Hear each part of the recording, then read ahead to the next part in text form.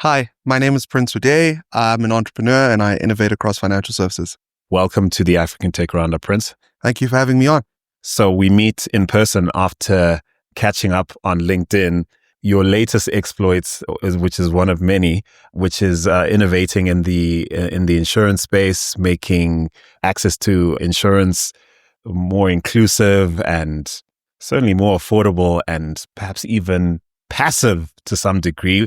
We're going to talk all about that, but let's start right at the beginning. How does your entrepreneurial journey begin? How is it that you have your finger in many different pies, but it seems everything starts with market research and learnings that unlock opportunity or at least alert you to blind spots that certain entrepreneurs and investors have across the continent? Firstly, Andile, thank you so much for having me and sincerely appreciate it. It's such a privilege to be on the podcast.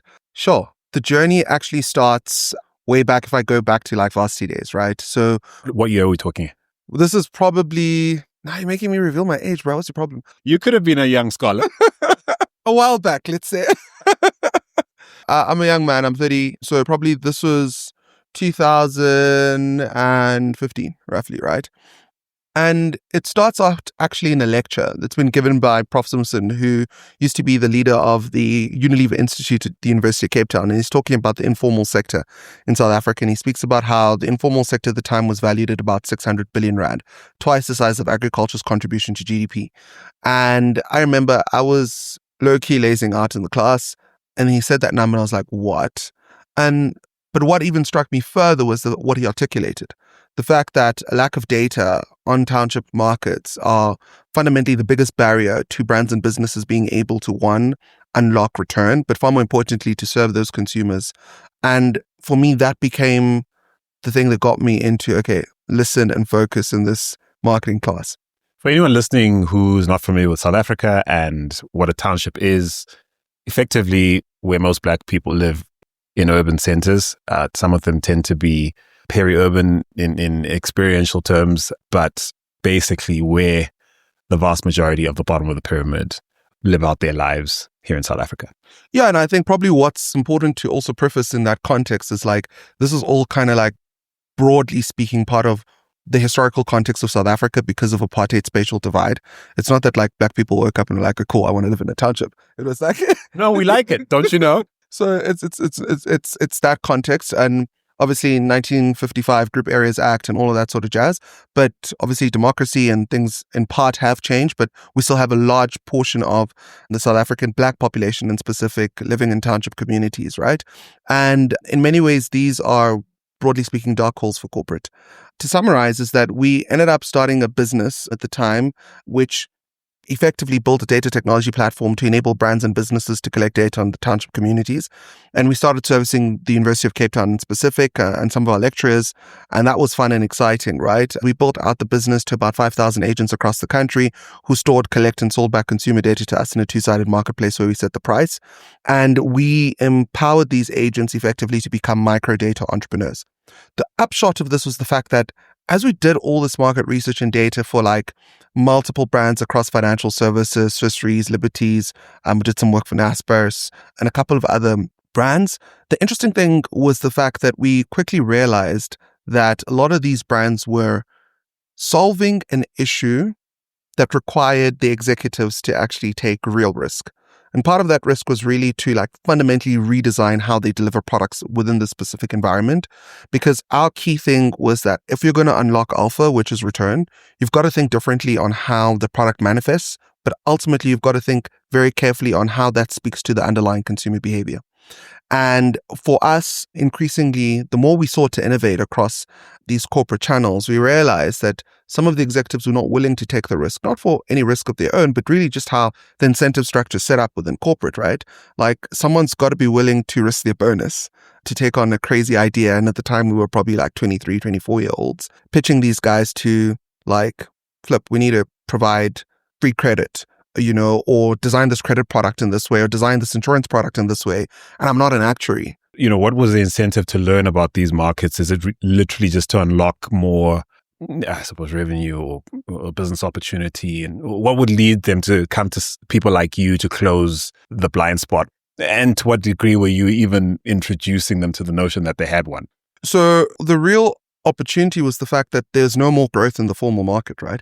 Everyone knows that the next frontier is the informal township economy, where there's a wide space where individuals need financial services. Like people like you and me are covered by Discovery or whoever else, right? And that market is really saturated. But how do you get to the Mam Dlamini, the Mam Kizes, who are in the township, who probably are domestic workers or in certain instances, blue collar workers who ordinarily we don't have the bandwidth to explain what financial services means to them, but they're still a significant part of the population, right? And they came to us ultimately to figure out how do we understand the purchasing patterns of these individuals, what informs how they decide on which financial services products they choose or which brand they go with. Number 3, how do we build stickiness with these particular clients? But far more importantly, how do we deliver the products that actually make sense to this consumer base?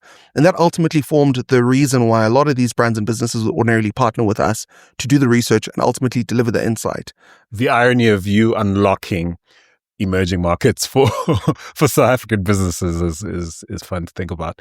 Who's we? You've said we quite a lot of times. I mean, I imagine you set out to do this with people you trust and have worked with. And then what did you call that venture, and how's it since unpacked itself into other things I'd love for us to talk about?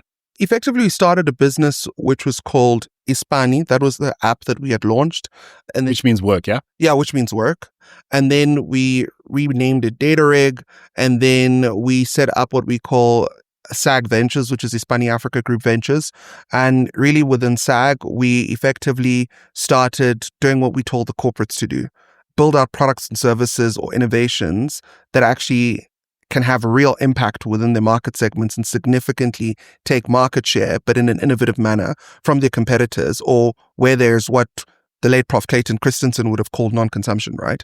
And we would go into those verticals and build innovative products across credit, across insurance, across what you call a transact. And we've rolled out a number of innovations within that specific space, either directly or in partnership with corporates, where we obviously are the guys who drive that specific product into the market. You do this on risk? So in part, yes, we do it on risk, right? So to give context, it's like we would initially start out the venture ourselves and we would figure out product market fit, we would scale, and then would attract investment into it, right? But all the hard yards in terms of figuring out what it takes to build these products is what we do. No corporate pays us to do this. They would pay us for, let's say, would have done initial consulting or strategy work for them, right? And we'd say, go ahead and do this. And they'll be like, ish, we can't, right? Then we'll be like, cool, we're going to do this. Talk to me about how you transitioned from being effectively an insights partner to corporate South Africa, and then what sounds like a venture design, maybe even venture building agency / strategic partner, to what I sense is happening now, where you're building out a portfolio of your own businesses in your own right and perhaps becoming a fully fledged corporate yourselves. So what are the key growth points, inflection points for that journey, if you're speaking to someone who would like to emulate it? The starting point is purpose. The reality of it is that we never set out to do business for the purpose of money. We set out to build innovations that will serve individuals within market segments where we believe they need to get a better deal from financial services. So when you're in that class you mentioned, that lecture you mentioned, that's what went through your mind. You were like, whoa, that's crazy. I want to be part of closing that gap. So when I was in that class, we had the headspace of we want to solve the data insights issue. Then we realized for the most part, there is a data insights issue, but what unlocks real return, or alpha, as we like to call it in the business, is getting your hands dirty and actually fundamentally like changing the business model or changing the product that needs to service this customer base. So knowing different or knowing better doesn't necessarily translate into actual positive outcomes in practice until you bridge that gap. What will fundamentally change the experience of corporates is people with more willing hearts. That's just the truth, right? You've got to be willing to try. You've got to be willing to do the hard work to learn, listen, understand. We have a framework in our business. We call it AUR, assimilate, understand, and respond. Don't react. But what we tend to see within the market is reactive behavior towards market sets and opportunities. And the failure of businesses to assimilate, understand, and respond and not make huge statements around black people think like this or people in the township are like that. No, understand context. And then how do we build a solution around context where the market opportunity fundamentally is scalable, where the problem set is clearly defined, and we understand how we ought to respond within that ecosystem or environment. And at its core, the innovations that we've put out in credit, which have become businesses such as Setana Capital as an initial starting point, which is a credit finance business where we provide working capital finance to informal operators. What we call them spaza stores in South Africa. In Kenya, they call them dukas, and in Europe, you'd probably call them 7-Elevens convenience stores, but that operate within the township environment. We provide working capital finance and credit to those. These are businesses that ordinarily wouldn't have been touched by traditional finance institutions. We've deployed in excess of over 100 million to SMEs within that sort of category.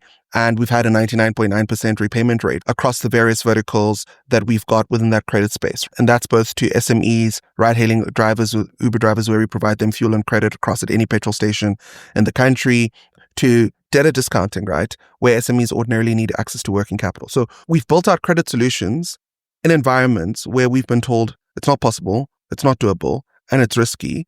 And we've provided real return that's competitive to capital. And we've said to ourselves, okay, we've done this in credit. We can do this in insurance. We can do this in other ecosystems that are linked to financial services. And in part, the journey of Purchase Pal, which is the insurance innovation that we came up with, started probably about 3-4 years ago. I want to grapple with you going from insights partner come agency to someone corporate would trust to partner with to basically build and take to market these ideas. I feel like there's probably lots to learn from that transition. I guess probably the starting point is that you don't rely on the corporate for the innovation.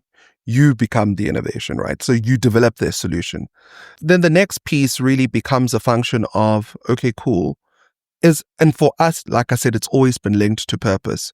And there's always a human story behind it. So if I can paint the picture, and if you allow me to share the stories would often be like in the case of Setana, like I guess, it would be a story of a gentleman who is struggling to get access to financing. And he says, all I ever want to do is to feed myself, feed my family, or feed my business. And this is a spaza store that Undando, one of my co-founders, walked into. That's a real human experience. And this would be somewhere in the Cape Flats townships of Cape Town. Exactly. Philippi Village, right? In specific, right?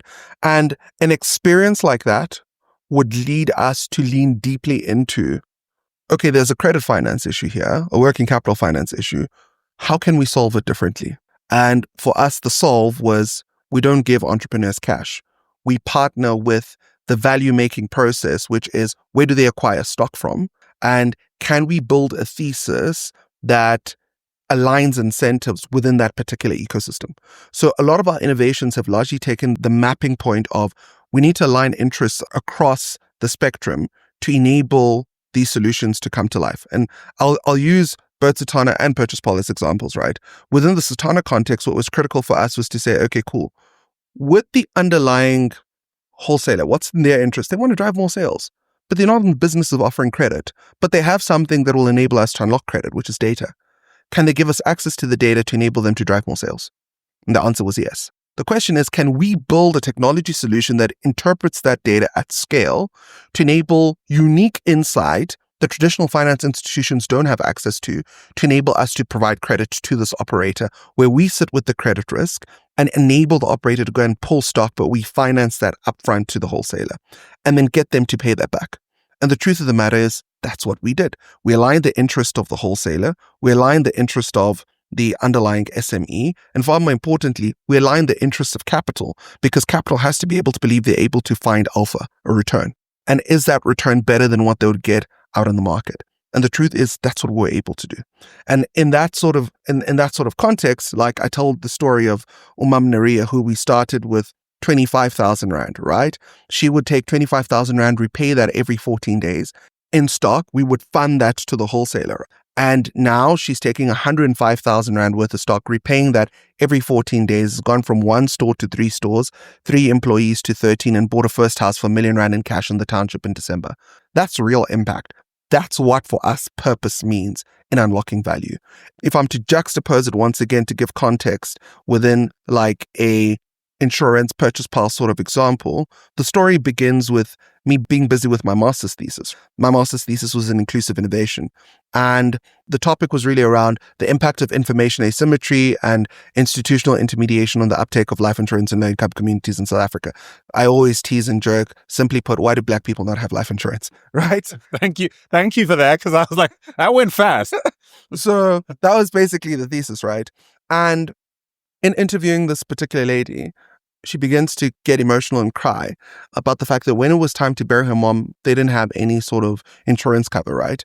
And the reality of the matter was that they ended up borrowing from loved ones and community. But at the funeral, people started gossiping about them, about how broke they were, that they couldn't even afford to bury their mom, which was like extremely emotional. But I've been doing all this work in the informal space, and I understood the various, what I'd call incentive structures within various ecosystems. And the headspace was quite simple. It was like, okay, cool.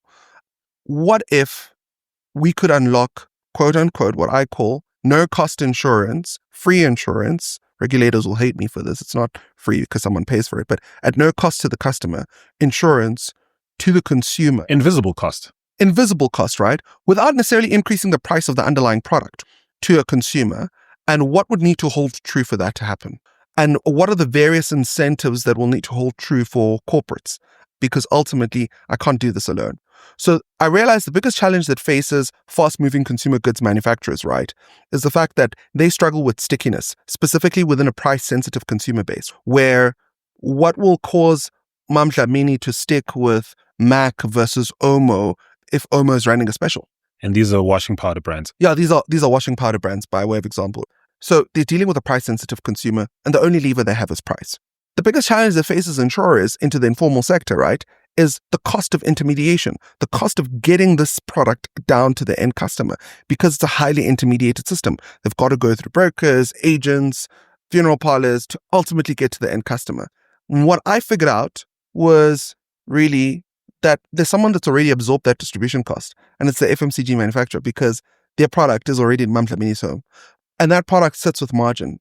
Could I play around with the margin that's in there and get the FMCG manufacturer to enable me to embed insurance using that margin and effectively enable them to create what we call an endowment effect to the customer, which is, because you've bought this product, you get access to 5,000 Rand of value should this particular peril manifest in your environment, which is death or loss. And for people in South Africa, contextually, funerals, one, are the points in time, or death really, is a point in time where people of color unfortunately experience the biggest financial windfall, but also the biggest financial loss.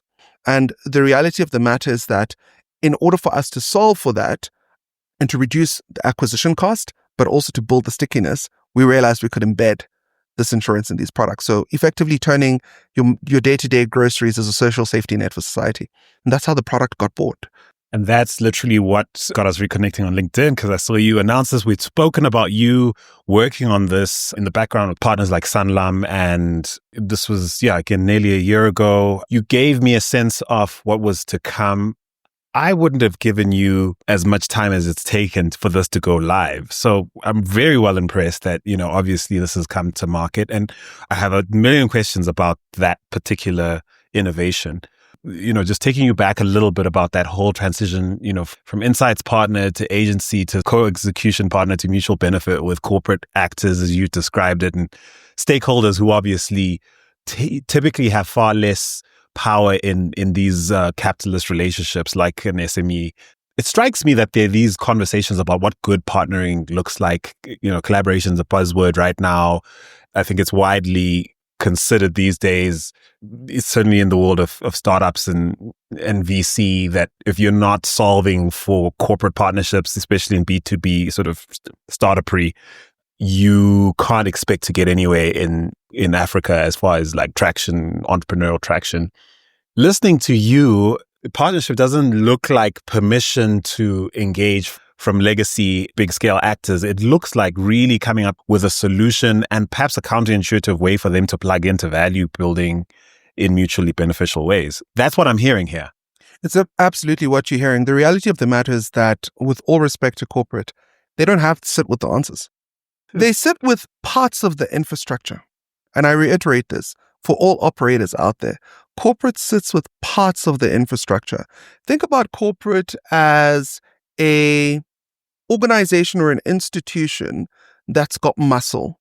But their biggest challenge is, how do we leverage this muscle in the most effective way and the most risk-adjusted way to continue to build it, right? And to continue to unlock value. And the reality of the matter is that they don't have the time, the resources, the nimbleness, or the energy. When I say resources, I'm not talking about money. I'm talking about the human capital in HR, right? The capacity to go and figure out the problems that you're figuring out. And this is before we account for how the incentive structures aren't designed to think that far ahead or that strategically. Often it's really more, quarter to quarter, year to year. Exactly, right? So as an operator from the get-go, you've got to be conscious about that. That's already a strategic advantage that you're sitting with, right?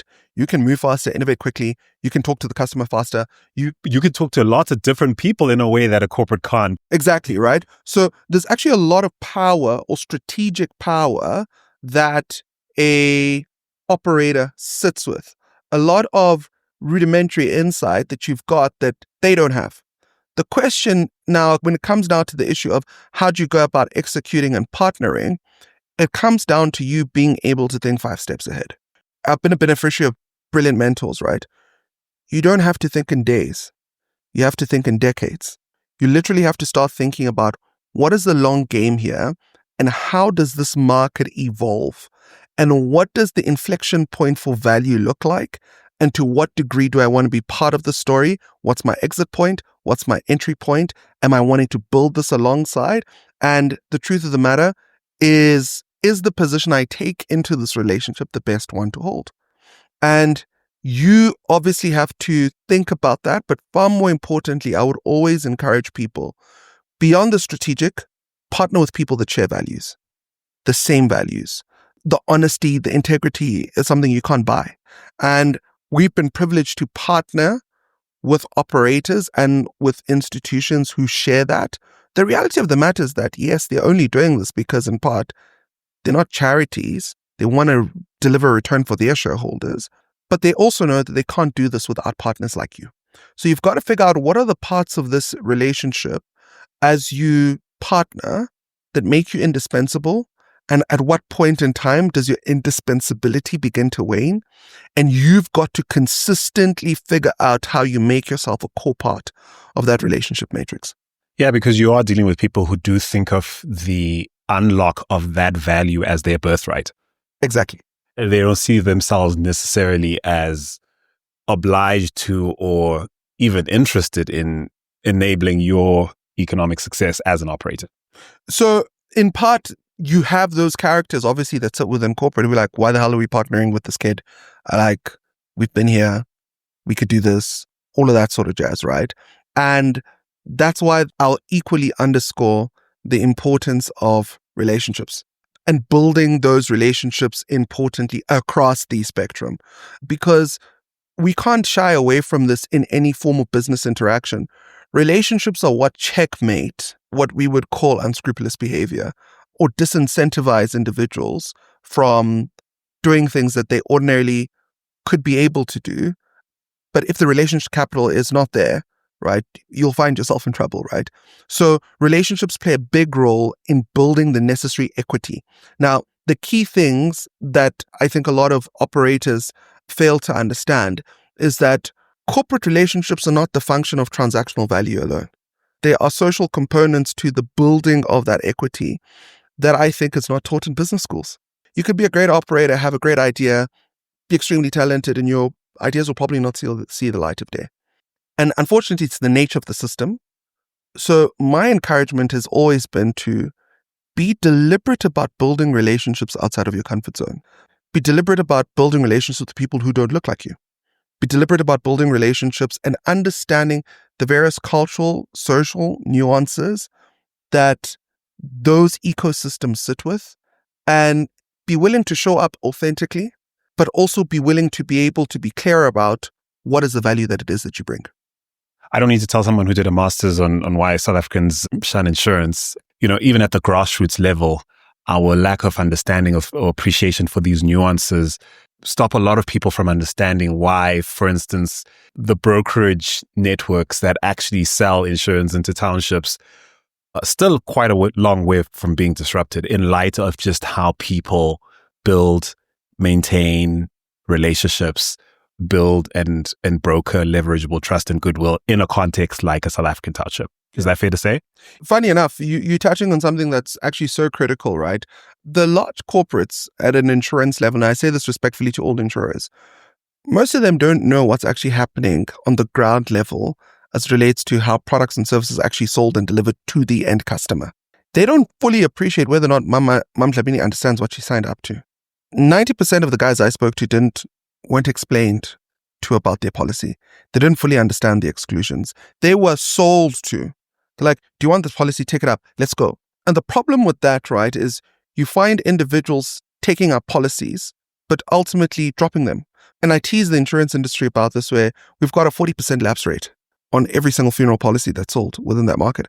And people think that's okay. I think it's horrible, quite frankly. I mean, think of a business model where you sell a product and 40% of your customers drop off the next month. But because there's just so many of us out there, they can afford to continue with that sort of principle. Profitably. Exactly.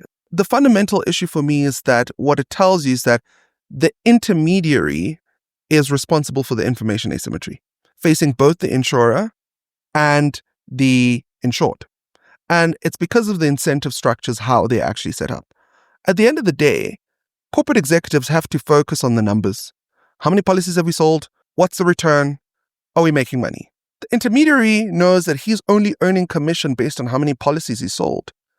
No one's actually really taking the time to appreciate at scale, do our customers understand? What do our customers need? How can we change?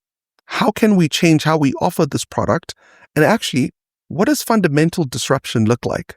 And that's why for us in Purchase Pal on this new initiative on building what has been found to be the world's first embedded FMCG insurance product, right, where we provide free funeral cover to consumers, or where it manifests as free to the consumers in that regard, right?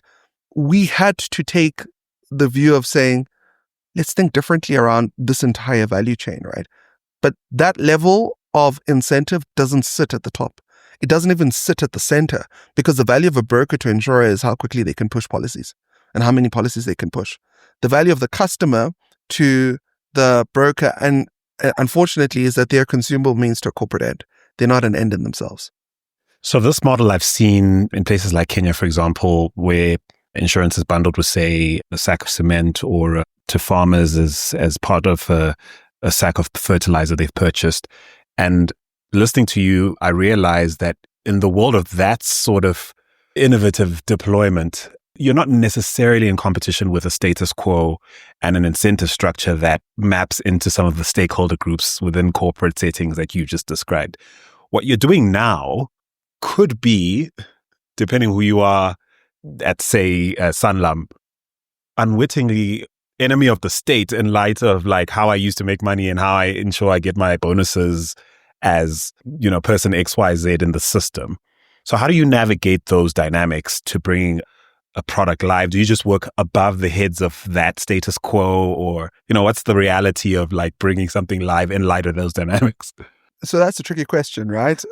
Because it's sensitive, but not necessarily because it's sensitive alone, but it speaks in part to the game that we play. What's most important for us is we align incentives with the institution and the operators within the institution. And our long game and strategy is a totally different game to what we're doing today. What we're doing today is part of what I said, you got to think 5 steps ahead.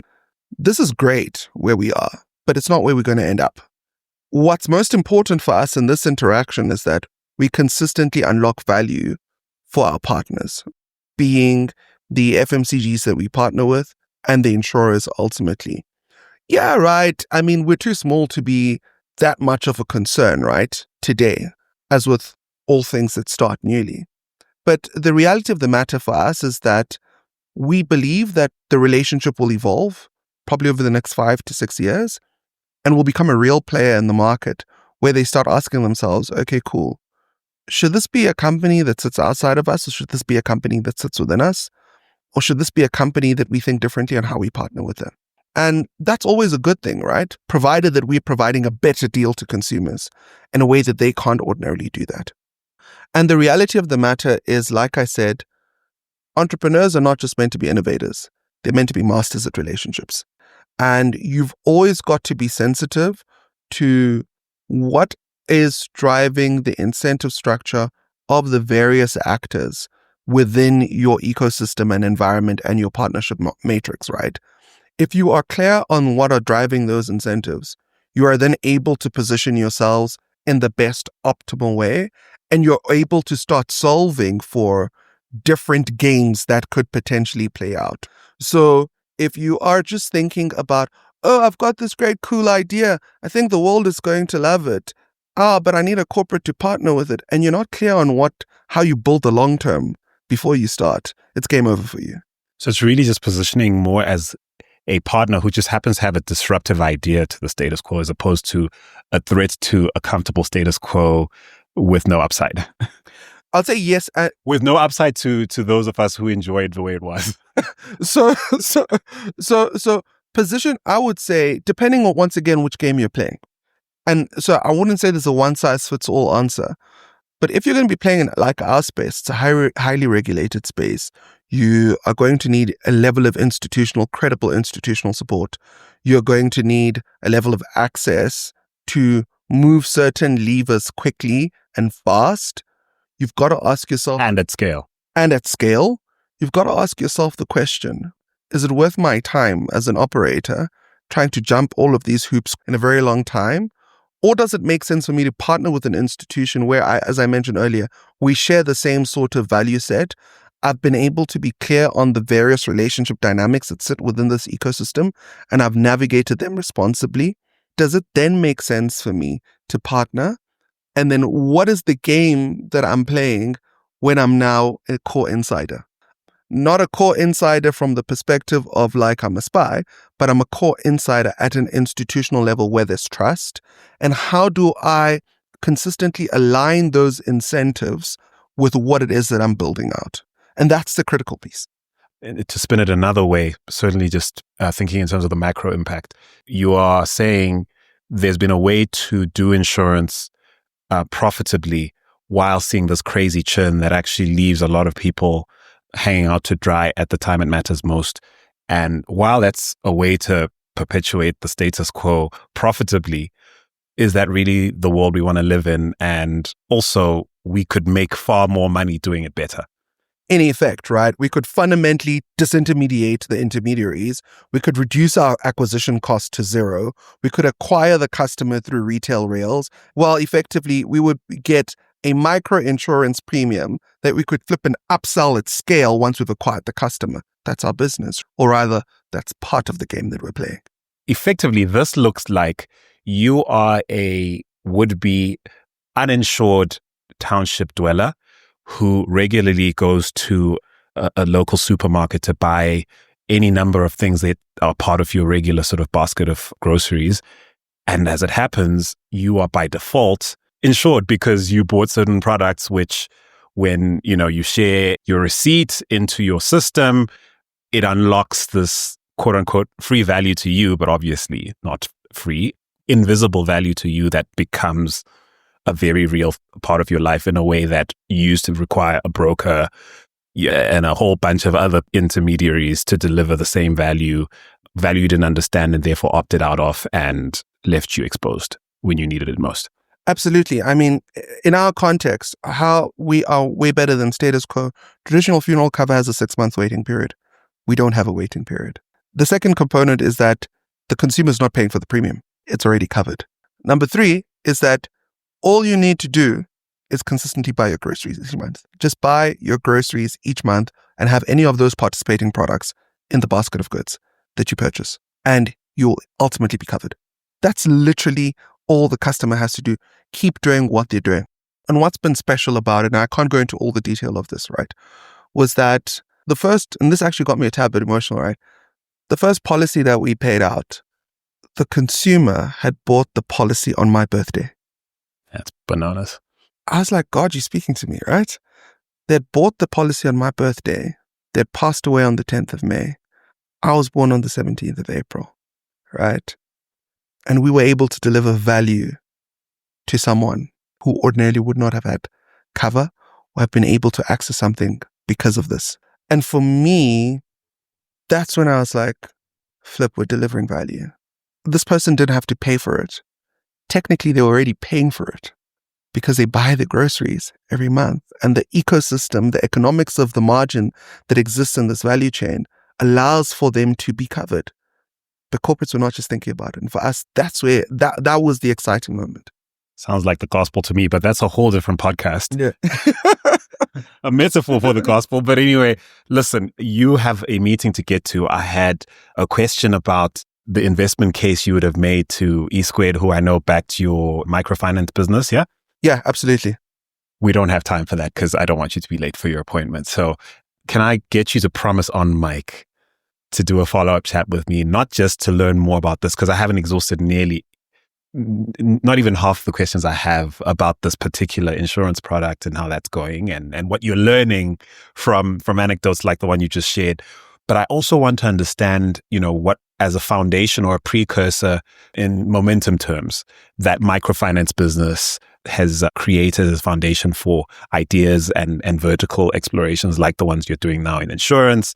And also, I'm really, really keen to understand what the investment story you're telling partners you're bringing on board to back your growth, like E-Squared and others, that's rooted in sort of the pragmatic growth potential and unit economics even of the business. So these are the kind of things that you now have a couple of months to think about before we meet again. But I'm sharing them now almost to put your feet to the fire and almost like look forward to us hanging out again, if that's okay. Now that's a lesson in how you partner. Okay. Cool. No worries. I got you. Did I literally blackmail you on the mic? Basically, bro. That's what you did. But if he doesn't come back, you know. No worries, man. No worries. You got a deal. Cool. Awesome. Thank you so much for being on the show. Prince Nwadeyi of numerous entrepreneurial ventures, all of which are filling me with such hope for what's possible here on our continent and what's possible when people put themselves to purposeful exercise. And so thank you so much, Prince, for being on the African Tech Roundup. Thanks a million for having me. Appreciate it, Andy.